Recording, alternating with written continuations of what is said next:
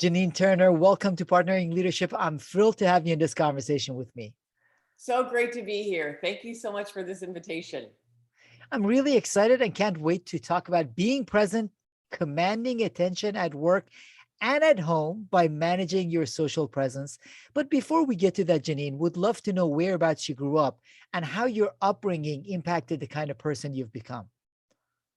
Well, I'm originally from Louisville, Kentucky, and I have two sisters, an older and a younger. So I think being in the middle, you always kind of have to get attention for yourself. And then my undergraduate was in communication at University of Dayton. I was in sales for General Mills, where I was really worked on influence and understanding my audience. I taught Dale Carnegie classes for a while. Then I went on to get my PhD in Ohio State. So all along through my life, I've been thinking about communication, influence, and what makes people effective. You've had some solid business experience also, Jeanine.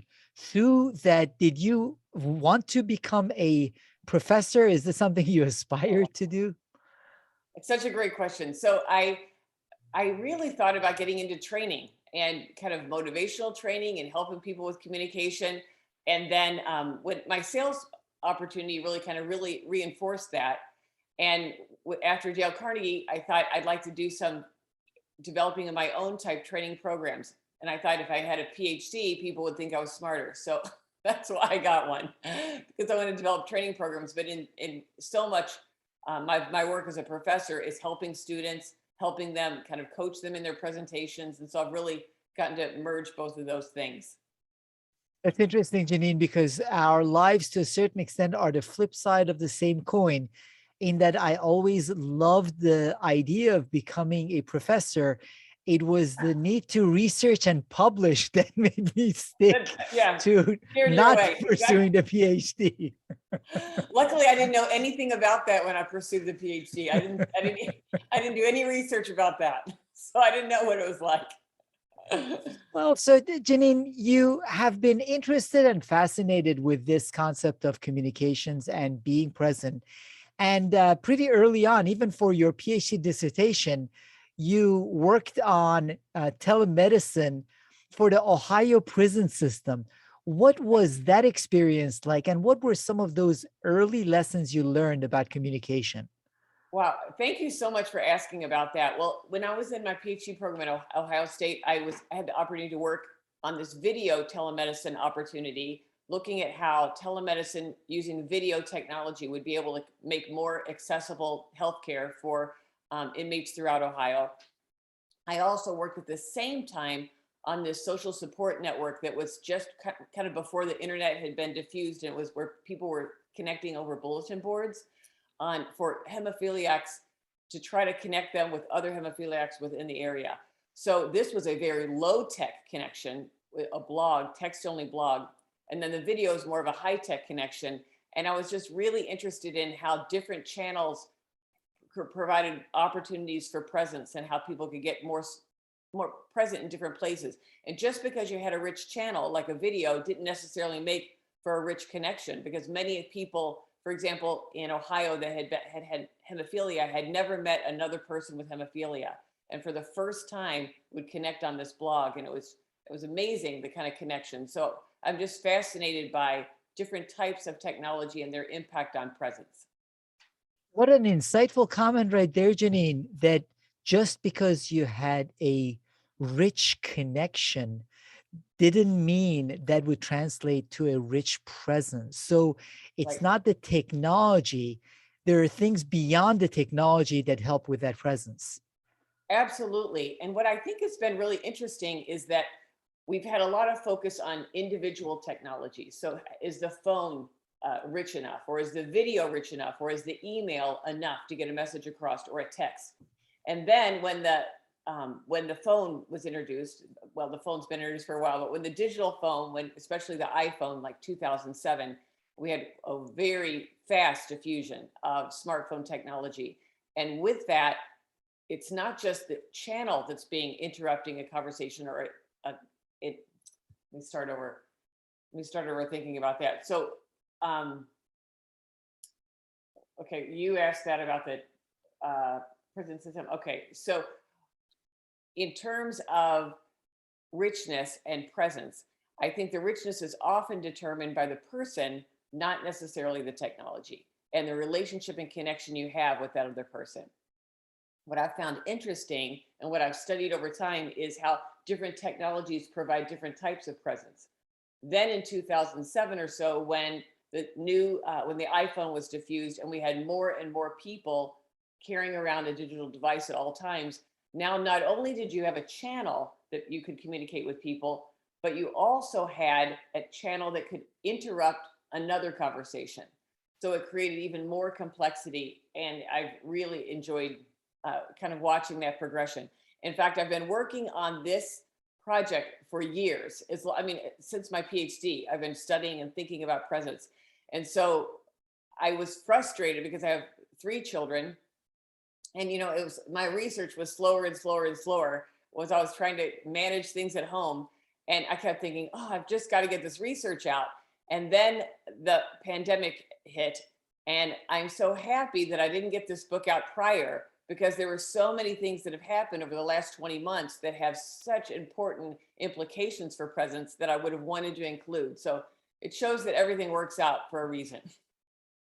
What the pandemic has done, to a certain extent, it has accelerated some of the things that had been in play even pre-pandemic. I Right. remember, Jeanine, a couple of months before the pandemic, my wife and I were celebrating our anniversary. During the day, I had had a few conversations. I used to use Zoom at pre-pandemic for national and international clients. I'd had conversations with people in India, Mhm. so better connection and presence with them than I would have ever had the chance to have decades before. Then that evening, we were at a restaurant in downtown DC, more of a couple-ish restaurant.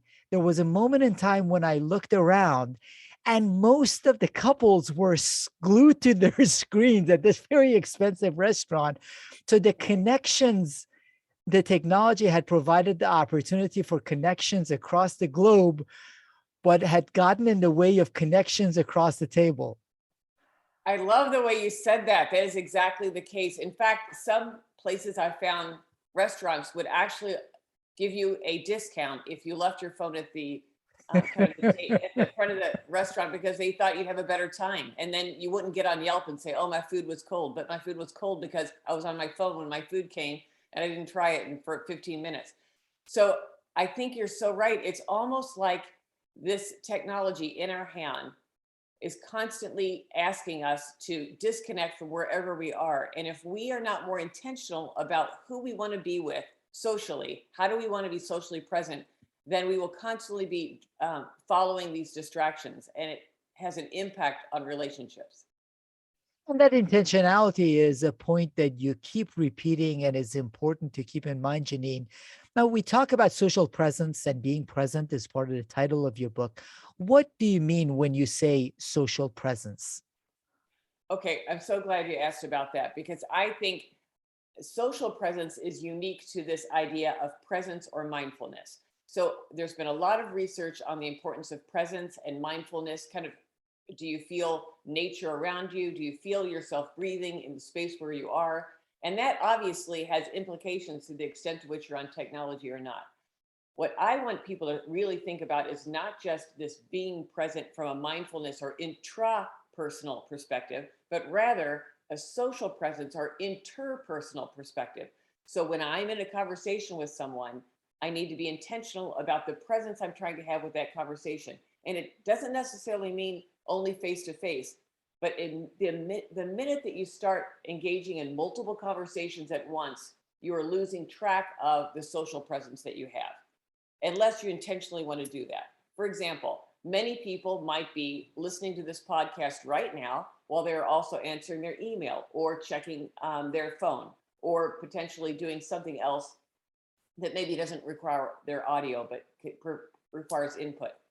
They're making the decision to be in budgeted presence. It's probably the right decision. They're not trying to make a relationship with the two of us. They're just trying to better understand and learn from something in the background. So they're not trying, they're privileging one kind of relationship over the other. But so it's so easy to make a person feel like they're not being privileged. I mean, we don't feel like that because we don't see them doing that. But I'm sure your wife felt like that when you were on the phone with her in the restaurant. So I think that's what makes it challenging. Yeah, so that social presence, and that's an important point to keep in mind. It's in relation with other people. There Right. is value to meditation, to individual presence, to focus work.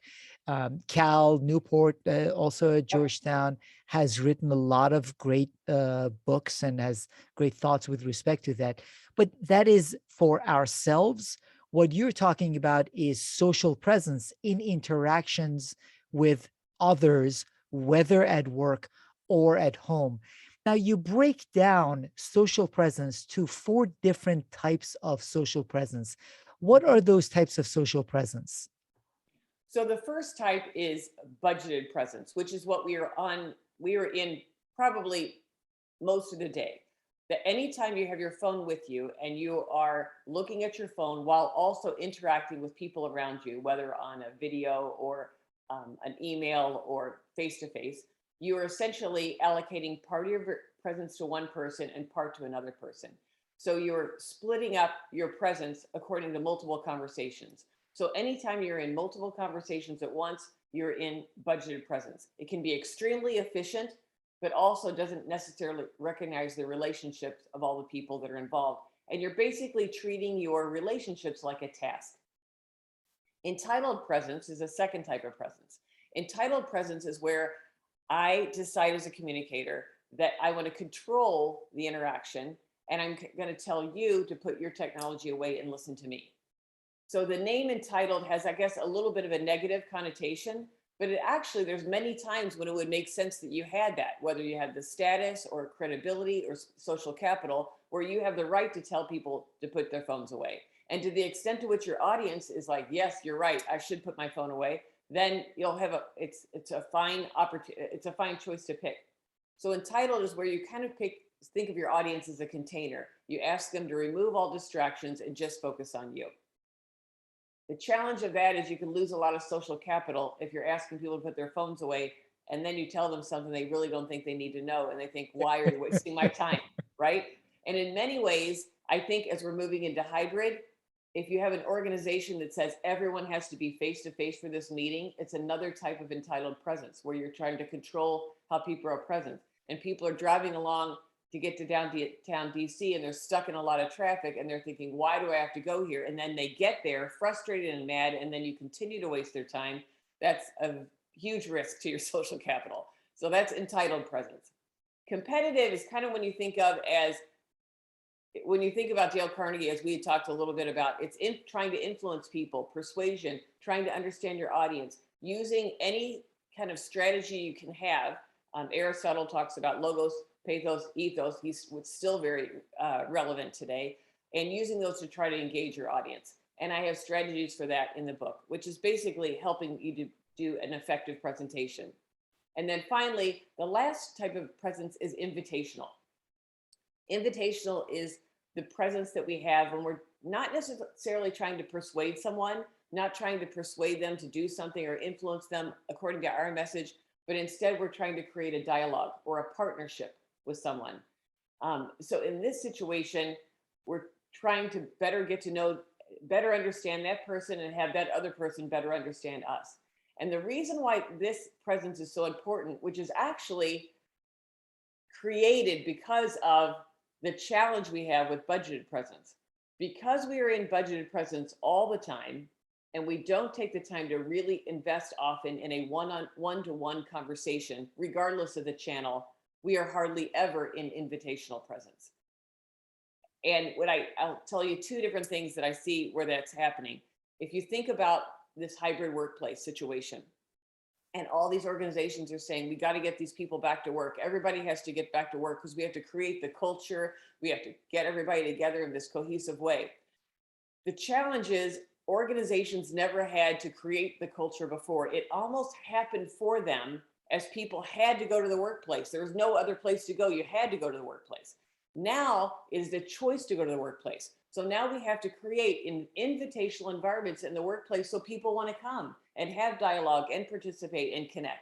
So it's really never been more important to think about, whether it's at work or in home, how do I create a relationship and an invitational space that people want to contribute and connect with when they're there.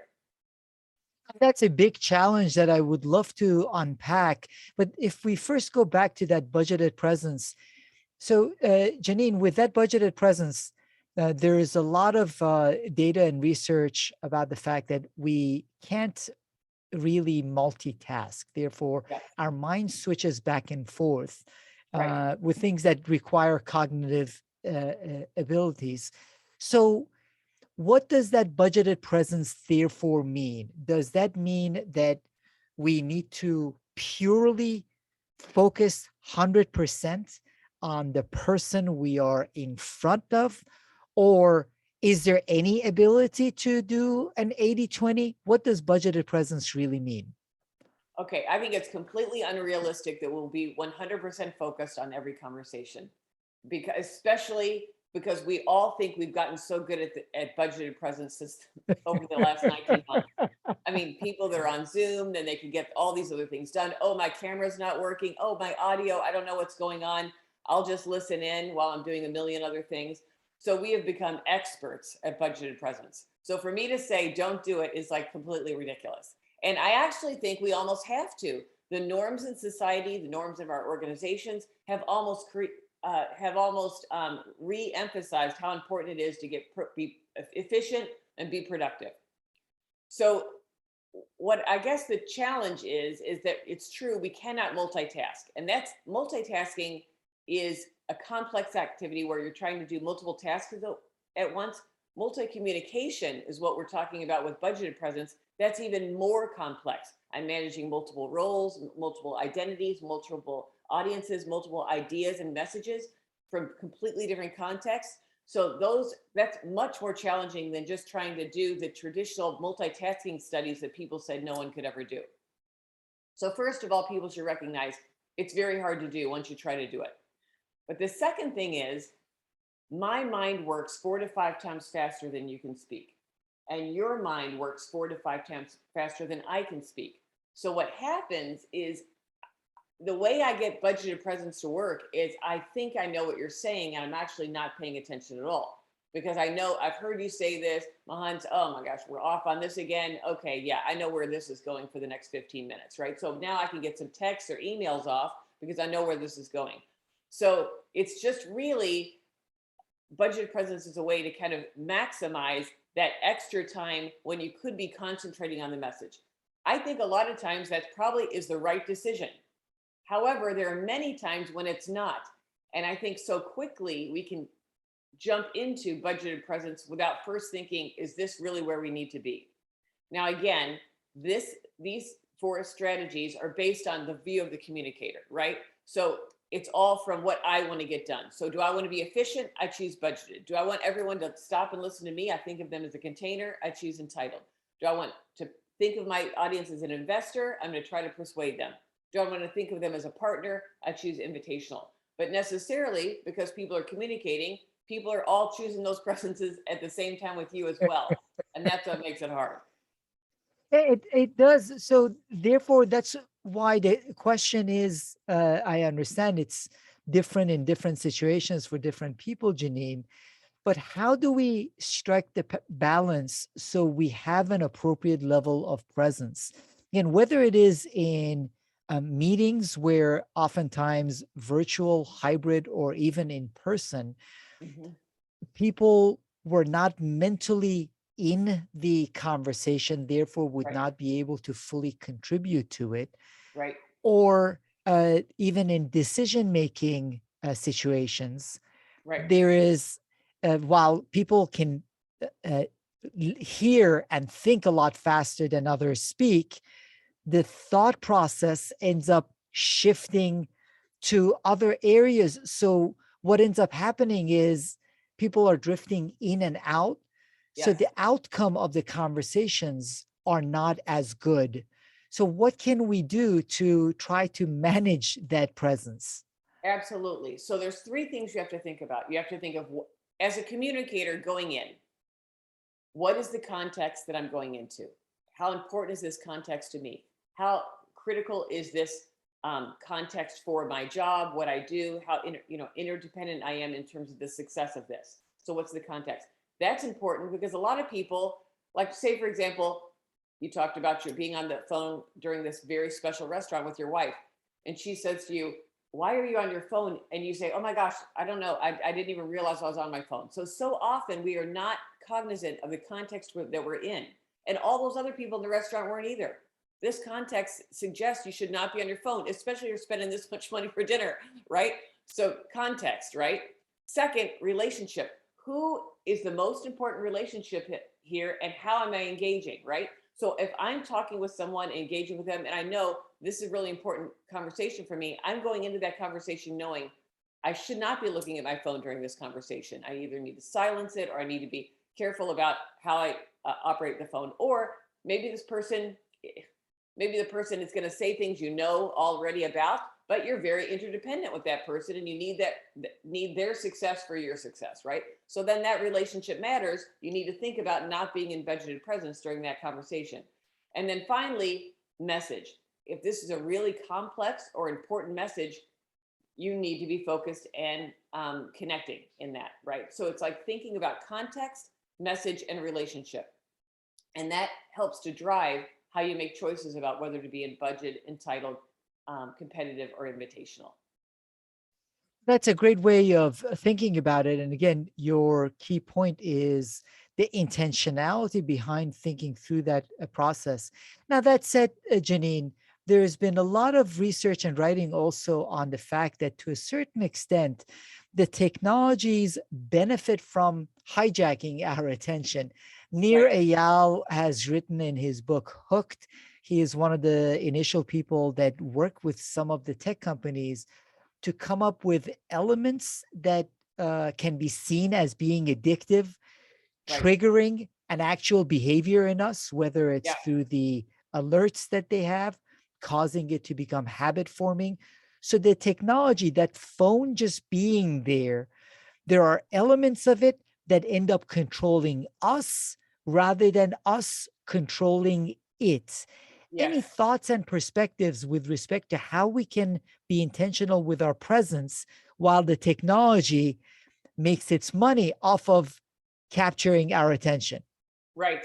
So I think it's really interesting you're bringing that up because I definitely think there's technological features embedded within a digital device that tries to pull you in, whether it's the colors or the shapes or the notifications, all of those. And there's been research out there, as well as people, as you've mentioned, have actually worked on creating these addictive features and know that that's exactly what they're doing, and even targeting younger children, right? So that we know that those devices are there. What I want people to also recognize is that in addition to these addictive kind of features, technological features, there's also this pressure of connection, social connection. So no, we're not even talking about a game here. We're talking about I'm at home, I'm playing with my child, and I get this notification. Not only is it the notification, I feel like I have to look, I'm also worried about my boss who is, I want to impress, and I want to make sure that I seem really responsive. When I've talked to executives about response time, a lot of times people think of success and effectiveness connected to response time because you got back with somebody within 15 minutes. I mean, that's why sometimes people sleep with their phone right next to their bed. So if some negotiation thing happens at 2 o'clock in the morning, they're 2:15, they're in because they got their first thing in. So response time has become this almost addictive kind of element as well. And that adds to the features. Also, to the extent to which you're approval seeker or you're a person that is worried what everybody thinks. We see with social media platforms and how much people care about their social within this. In fact, no one really understood what social presence was or really even thought about it. It was kind of an academic term until the last few years when people talked about managing your social, meaning your social media presence. So again, all of those identity issues we're trying to manage with all these relationships and people that we know add another layer to this already addictive technological features that make us even more desperate to figure out what else is going on the phone. So that's the relationship issue. The second one is relevance. We are constantly trolling for relevance. I say that to my executives all the time when I talk about presentations. I used to talk about in Dale Carnegie, right, being charismatic and engaging. And of course, all those things matter, from competitive presence, right? All of that matters. But what really matters is relevance. If my audience thinks that what I'm saying is not relevant, they have in their hands a device that they can find something relevant, and they will find it. So they are constantly trolling for relevance. So it's they're managing their relationships all the time, making sure that they've seen the right person with the right network and the right situation. And then secondly, they're managing their relevance. They need to make sure they're connecting to the most relevant content at any one time. And it is so easy to slip off that relevant platform. Very easy. So that's, I think, the challenge. Yeah, that's a great perspective, Jeanine. In terms of relevance, you are not competing with the relevance of another individual in the room. You're competing with the relevance of the countless resources at the fingertips of the individual with their smartphone. So that Absolutely. relevance becomes really important. In fact, when I teach with my executives at Georgetown, we have this activity where it's called two speaking at once, where one person speaking, then the other person comes out. And I think I even learned that with Dale Carnegie, where we would do this two speaking at once exercise. The digital device makes that even more exactly the case. You're not competing with this one other person all the time. You're competing with multiple people, multiple devices. Every single person has a digital device that is going to pull them away from you. And if you can't think about how you can compete with that device at all times, you're not going to be able to be connected with your audience. Now, with respect to presence, Jeanine, one of the things that I have heard from a lot of executives and clients in the virtual world has been comments from some of the individuals, most specifically women in teams, saying that the opportunity to be a box on the screen has provided me an opportunity for greater presence versus the individuals that oftentimes a lot of men end up taking expansive gestures when they sit in at the boardroom and everywhere else. On Zoom, everyone is a small square, from the Right. CEO to the assistant or whatever role they play. So, what are ways for people to think about their presence in a virtual environment before then we transition to a hybrid environment? Okay.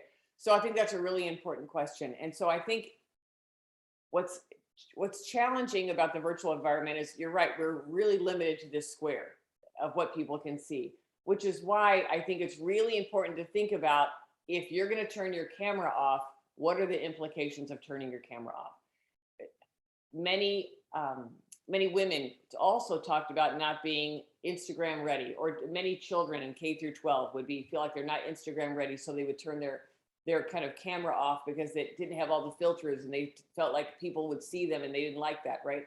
Or their hair wasn't right. And not to say that men don't care about their hair as well, but there was this idea that I just didn't feel comfortable enough to show myself until I turned my camera off. But that individual decision essentially is taking you out of the conversation, which is a huge person to think about.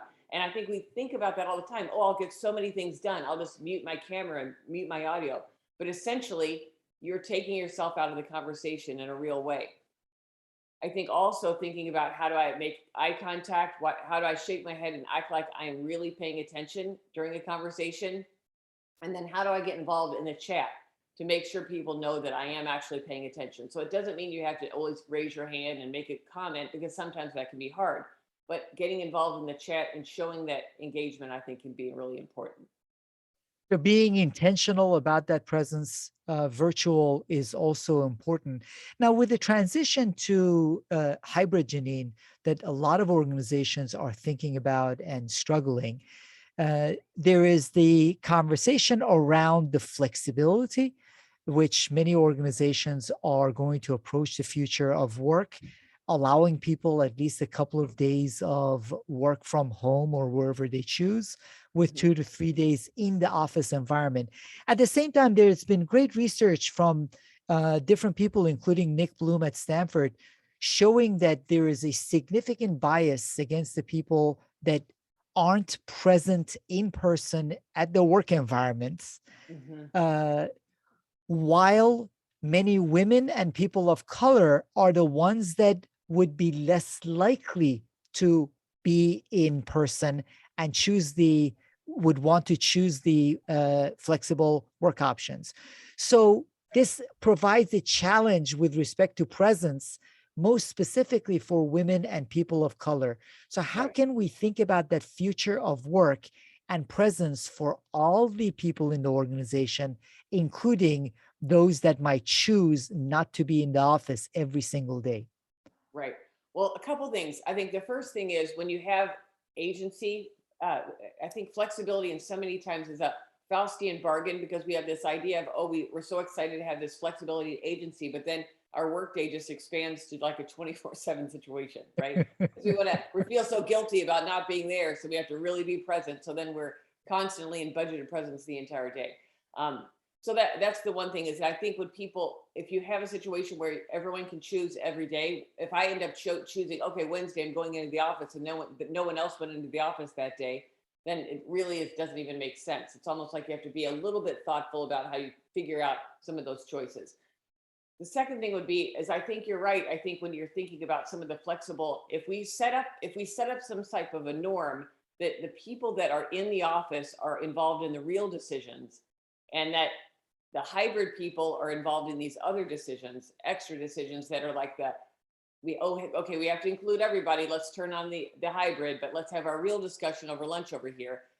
We know that used to happen all the time. And that's why a lot of this research did say that people privileged the in-person conversations. Now, the whole infrastructure of communication has changed with the pandemic. So it'll be interesting to see to what extent that carries over. But we do know that proximity to someone, all the research on proximity says you connect more, you have more feelings of relationship, you're going to talk about invitational type opportunities, like tell about your family, your soccer game, whatever, all these other things that you're not going to do in the Zoom meeting. So it's true, there's going to be relationship building that happens because of physical presence. And it's kind of hard to get around that. However, I think there's also things to think about is we can be more intentional now. Prior to the pandemic, I talked to some organizations that would say that they would have a lunch and everybody would sit around and have lunch and they'd bring the other regional people in over video. Can you imagine how horrible that is for people watching everybody hanging out and having lunch and the birthday cake comes in, oh yeah, they're over on video. How dismissive, right? So I think people have now started to realize, wow, we do have to think about these people on video over here. So that's been good, right? However, like I've even seen myself at Georgetown. We have to, sometimes if we have a hybrid meeting, you've got the people on the laptop and then people are kind of passing around. On top of that, we have the mask situation, which of course is going to change, but it creates a very challenging environment as opposed to a much richer environment where everyone is probably in their offices and all on Zoom. I think the second that you create a hybrid situation, it depends on the size of the audience, where you have some people in person and other people somehow at a distance. You really have to be thoughtful about what are we doing to include that hybrid person. It's so easy to forget that person over there. So easy. I remember when I was doing telemedicine back in Ohio, we would have these doctor-patient interactions. We'd have these big calls at the academic medical center. And then so many times I would look over on the video and people would be sleeping because they were never asked a question. No one ever contacted them. And I think that we really have to be thoughtful and intentional about that. So I think if you have a small size, it can work where you have 2 or 3 people meeting and someone else is over video. It's almost like you're bringing this other laptop in. That can work. But the larger the meeting, the harder it is to make a hybrid conversation work. And then when it gets to a certain tipping point, I think it makes sense to say, even if a majority of the people might be in person, to not leave these 3 people out, we all communicate over Zoom. So I think it's really thoughtful to think about it. And Jeanine, how about from the perspective of the employee themselves, in that if most managers and most of us think about it, if we go physically to the office and one of the employees is there every day before we are in the office, Oh, and yes. that person leaves after us every day from the office. Even if we intentionally try to say, no, no, this has nothing to do with their work performance, we are going to somewhat be biased, thinking, Of oh my God, what a course. hard worker. Of course, because you see all of this visual. And that's why so many students, many undergraduates like and you see all these people that are leaving the great resignation. I'm going to find something with flexibility. And what they have to keep in mind is you earn the right to get flexible. You need to earn that right. And so you say you have worked in an organization for 5 years and then you're go flexible. It's a much different situation than be brand new, starting out, trying to be orientation people.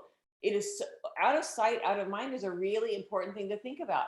So if you are actually going to take on an organization and choose the flexible option and be not as connected from a physical standpoint, that's fine. But then it's on you to make sure you're connected in those conversations, because people will not look after you. And so that's why I know we're at the very beginning stages. Any telecommunication work or telecommuting research is helpful and insightful to us to learn from. But this is a very different situation from an entire infrastructure standpoint in terms of choice. We have so much agency and choice. And there's going to be certain organizations that their culture is going to really be thinking about who was in the parking space at the first parking space of the day and who was at the last parking space of the day. People watch that in the garage, right? And that maybe that's even an old mentality, but it's absolutely present, right? And certain organizations are going to be more than that than others. But understanding what the culture and the climate is really, really, really important. So I think that, and it is incumbent on the person that's starting out and new, because if they feel like they're not being engaged or somehow they're not being pulled into the fold, not only are they maybe not reaching out, but keep in mind that the organization is not used to figuring out a way to do that. So they don't understand that they have to think explicitly about norms and guidelines that they have in place that they used to always say all the time. So these are great things to be mindful of. Additionally, Jeanine, you also mentioned the organization's culture. And as you alluded to previously, we've gone through 2 years of a culture reset with an opportunity for teams and organizations to have a new iteration of their cultures when the return to office happens for many of the organizations. So, in Yeah. trying to think about that presence, what are some of your thoughts and perspectives on how organizations and teams can best think about presence and a new culture that Yeah. takes advantage of being present? So I think that it means that we have to have conversations in our organization about what our culture is, explicit conversations, which we did not have to have before because it was almost passed down from an osmosis. You walk into one organization, you have a feel from the way the furniture is, from the way that the people interact, and you get this feeling when you're in there. What's really interesting, as I've talked to some people through interviews, is that people that there's a company that had recently merged, and they merged after the pandemic, and it was very hard to have this company A is merging with company B. All throughout the pandemic, it's been 19 months, but now we have this company B came in, right? So company A thinks, oh, now we're in this big merge culture, but company B still sees themselves as company B because they've never been anything but company B other than virtually connected to company A. So you have to really be explicit about what are our norms, what is acceptable, what is it that what kind of a team do we want to have, and when we say that it's okay to work from home, we have to really mean that. So don't say, oh yeah, you can work from home, but bottom line, if you're working from home, no one's going to ask you to do this project, or this project, because people think you don't really care. So we really need to have an explicit conversation about it, which we never had to do before. Yeah, it's interesting. So to a great extent, to your point, Jeanine, doesn't matter how many times I know as a consultant and coach, I would tell leaders of organizations before that they need to be intentional with their culture. They could get away without a certain level of intentionality, because the office, the experiences of the people, everything communicated the Right. culture. Now this is both an opportunity and a necessity for Yes. that intentionality, also taking that presence into account. So Jeanine, in addition to your own book, are there any other resources that you typically find yourself recommending to leaders as they want to think about their own presence and how to provide the opportunities for their organizations to thrive and allow for social presence and social connection among their team members? So can I stop for a second to ask you a question? So are you thinking about Absolutely. this in terms of books that they would read, or what is it you're trying to ask them to think about? Books, practices, anything that you recommend that you say to think about presence. One of the things you need to do, for example, is all of you sit down together I see what and you're saying. I didn't know line if you these wanted me things to out. give a book. Okay, perfect. I got it. Either, Okay, either or, whatever. I mean, one of the recommendations, and we'll get to at the end, is they should read your book and sure. you highlight key thoughts in your book. Outside and besides that, are there books, are there resources, are there practices, anything else you recommend? Okay. Okay. In terms of practices that I would immediately think you should think about, whether you're at work or at home, is to have a conversation with your team about the type of social presence you're going to engage with going forward. And maybe it might mean you might even have this an ongoing conversation, because when people are coming back from the pandemic at different stages, we're going to go through different kind of understanding of what constitutes flexibility and what does hybrid mean for us, and keep returning to this conversation, because culture has to be communicated through conversations. I think a really important thing people should think of is that organizations are not made up of bricks and mortar and physical infrastructures, but they are made up of conversations. Who gets to talk, who doesn't get to talk, who's involved in the conversation, who's not, who's left out, and who isn't. And so if you want to change your culture or change your organization, you have to change the conversations and communication that happens within. And that is the center of social presence. And it requires real deep thinking and intentionality. I mentioned it at the beginning and repeatedly said that one of the things that you also talk about in the book and make a point of is the need for intentionality with respect to presence.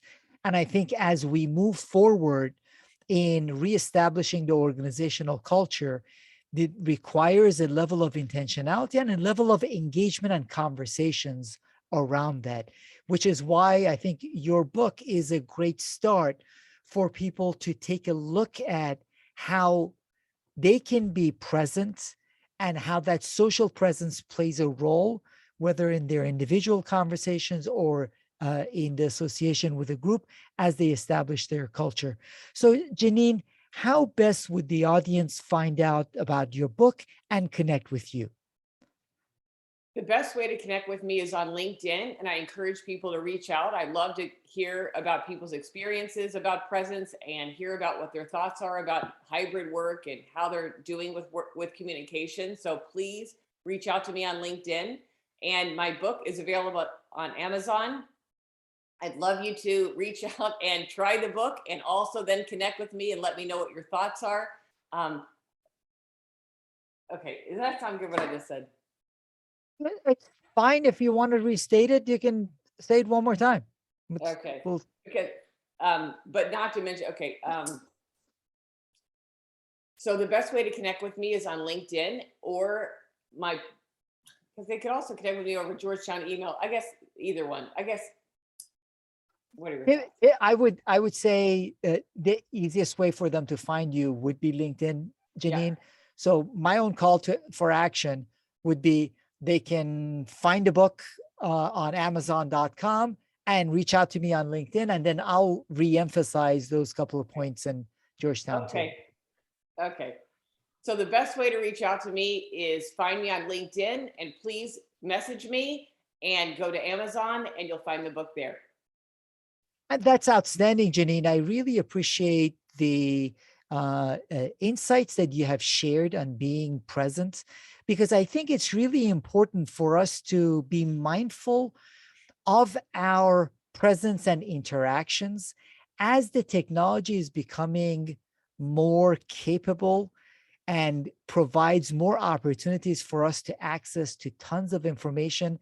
One of the things we are losing is that ability to socially be present with others, whether it is at home or at work. And I also find that a lot of times adults make fun of teens and say teens are the ones that aren't present. And as I shared with you, both with the example of the restaurant or any other chance, when we look at ourselves in the mirror as adults, we also need to be more intentional with our presence.